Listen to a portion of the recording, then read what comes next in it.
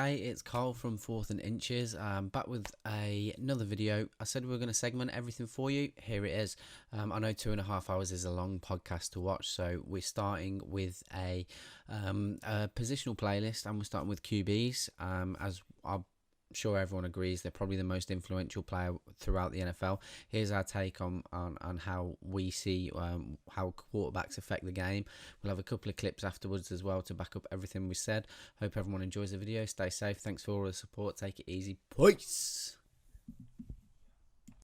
Should probably talk about this because we looked at that playbook last year. Yeah. And your job on the O-line is to hit the geezer across from you and send him in a Y. You either send him left, send him right, or drive him backwards to create a gap for your running back to get into so he can get yards. And a lot of the time, if you're watching a game and your first time you've ever seen it, it says 1st and 10. That means it's your first down and you've got to go 10 yards. And you've effectively got 4 plays to do it. It tends to be, depending on the situation, you'll either kick a punt on the 4th down or you'll kick a field goal. It's very rare that teams go through. I mean, there is a high school coach that goes through everything on 4th down, no matter where it is. Yeah. What happens if we don't Which do one it? is it? Yeah, who is If you it? don't do it, if you don't do it, you turn the ball back over. So yeah, the It other goes team to- basically gets the other goal. Some random team, isn't it? Yeah, the high school coach. This high school coach, he goes for everything. He doesn't have a punter or a kicker. He just goes for it. Like apparently, like he goes for 4th and 22, and so basically, if you get tackled behind the line of scrimmage, which is where the ball will start, which is where it'll be 10 yards. If you get tackled behind that, you lose them yards. So if your quarterback gets tackled, if somebody gets to your quarterback and he's still got the ball, and he goes down and he's lost 10 yards, you're now at 2nd and 20. So essentially, when the quarterback gets the ball, where the position that he gets the ball from, like where he picks the ball up from his snapper, wherever he's tackled behind that line, you lose them yards then. Yeah, basically, where the ball is, where the O-lineman, so the middle guy in the O-line, the centre, he's the one that hikes the ball back to the quarterback. Whether the quarterback is stood up right behind him or stood back further, where the tip of that ball is the line of scrimmage. So basically, the two off the offensive line and the defensive line will collide on that line, and then that's your line of scrimmage. And there you've got to get past that line to get yards and get positive yards. If you get tackled behind that line, you lose the yards, and then it becomes in 2nd and longer situations and stuff like that. But it's, what would you describe the role of the quarterback as? He's got to manage the game. And what? He's got a turnovers. If you throw the ball to the opposition a lot, or if you fumble the ball, if somebody hits you and you lose the ball a lot, it happens in games, and you can throw the ball into situations where somebody can make a play and intercept a pass and stuff like that. But the quarterback has to game manage. He runs the offense. He's at the line. When he's at the line of scrimmage, you'll hear him talking. And what they're doing is they're picking up the defensive patterns. They're picking up who's going to come, who's putting the pressure on them, which is known as blitzing.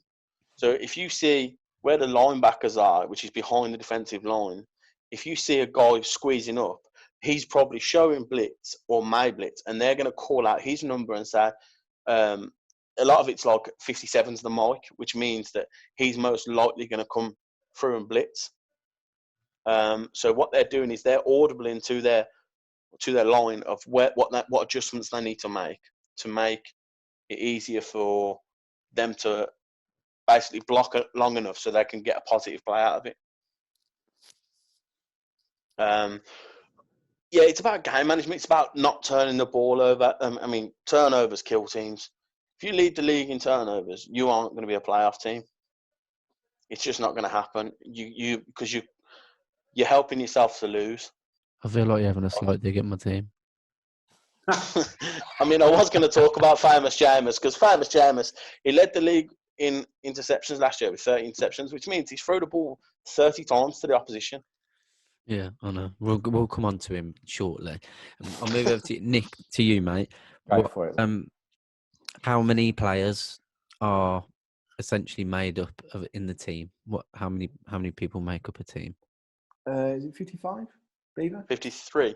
53. So it's split into defense, special teams, offensively. So you've got the main 3 aspects of the game. Um, and yeah, you take it for granted, don't you? Because we kind of know it, and it's quite hard to break it down. It is, isn't it? But yeah, your goal as an offense is to get the ball into the end zone, which is at the one end of the pitch. As a defense, it's your job to stop that from happening. That gets broken down into each 10 yards of plays, essentially, and you've got 4 attempts technically to get that ball over that 10-yard line. And yeah, I'd only be repeating exactly what Beaver said with everything. Yeah, the quarterback, he is the one that's on the offense who is responsible for that ball, really. Yeah.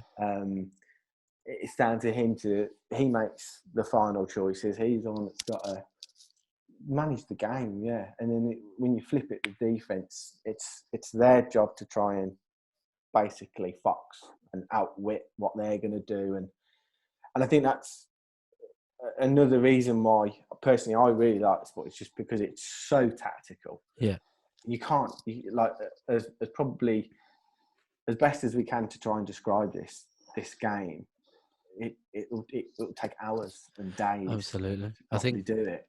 For me, thinking about it, I think you talking about how strategic it is. It's so much like chess, but with a football and 50 odd players playing, because you're essentially your next move relies on what you're picking up from the opposition, whether you're on offense or defense. So I think that's why people might struggle to get on board with it, because a lot of people used to say that it's quite not sporadic, but it's very stop-start, isn't it?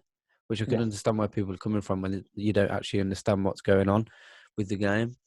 But yeah, in the nook and cranny of it is that you have 4 attempts to get 10 yards, and you're doing that to essentially get into the end zone, as Nick and Beeves have said.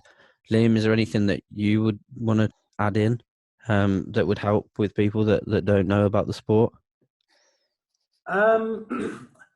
Not so much, really. I mean, I think the other two have covered it well. But I think if I was to kind of put into my own words briefly, I think kind of to summarise it, I guess, I think was that each team has a maximum of 11 players in the field at one time. Mm-hmm. And ultimately, the objective of the offense is to effectively to score points, and as Nick and Beaves have both said, the objective of the defense is to stop them. And again, I echo what Nick has said in that it's a very strategic game. It is who can outwit one the other. And I think Beaves, you mentioned it, or Carl, you mentioned it about reading different plays. So as a quarterback, it's your job to manage the game. So you're reading the defense, and you're changing the play that was given to you by your coach.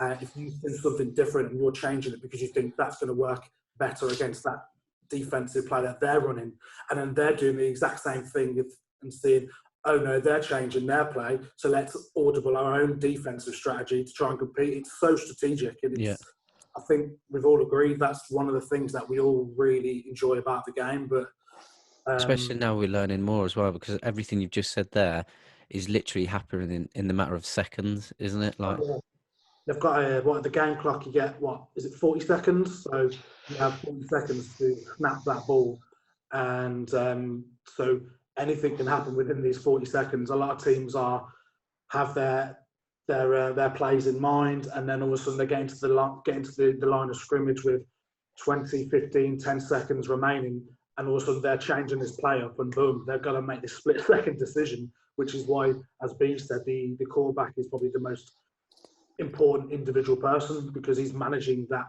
particular play, that particular drive, all that kind of thing. So I think to your delight, just in the as we finish this, in the editing, I'm going to include that mic'd up clip of Cam Newton, because I think that's actually a really good video to include against the Packers. No, but because he was mic'd up, it was brilliant. He was getting called out, and then he literally changed it up straight away. Mhm. It worked. And he says, "I study film too." Yeah, it was class, to be fair. And I think that, like, that for me, like, as a new fan, I'd be like, oh shit, like, that's pretty class to watch. Do you know what I You know mean? what? Hate him or love him, that is the great example of what we've just spoke about. I agree. Yeah.